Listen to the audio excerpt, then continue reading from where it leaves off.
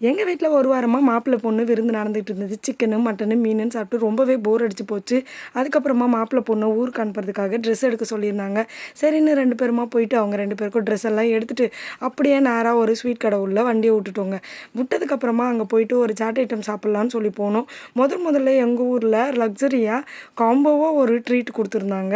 அதில் வந்து பார்த்திங்கன்னா பானிபூரி, தஹிபூரி, பாவ் பஜ்ஜி, சமோசான்னு ஒரு காம்போ இருந்துச்சு. இந்த மாதிரி நிறைய டைம் வரணும்னு யோசிச்சிருக்கேன். எதுக்குன்னு பார்த்தீங்கன்னா, எல்லாத்தையும் தனித்தனியாக வாங்கி சாப்பிட்ணுன்னா நிறைய அமௌண்ட் செலவாகும். அதனால் மொத்தமாக காம்போவாக கொடுத்தாங்கன்னா எல்லாத்தையுமே டேஸ்ட் பண்ண மாதிரி இருக்கும்னு பார்த்தோம்.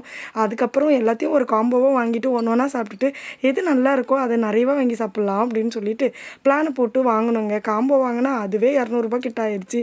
இதுக்கப்புறம் எங்கேருந்து ஒன்று ஒன்றா வாங்கி சாப்பிட்றது, சாப்பிட்ட வரலும் போதும் வீட்டுக்கு கிளம்புன்னு சொல்லி 2 பேரும் கிளம்பியாச்சுங்க. சாப்பிட்டதுலேயே எனக்கு ரொம்ப ஒர்த்தாக தெரிஞ்சது பேல்பூரியும் தயிபூரியும் தாங்க. மற்றபடி எல்லாமே சுமாராக தான் இருந்துச்சு. ஆனால் ரேட்டும் அதிகமாக இருந்துச்சு.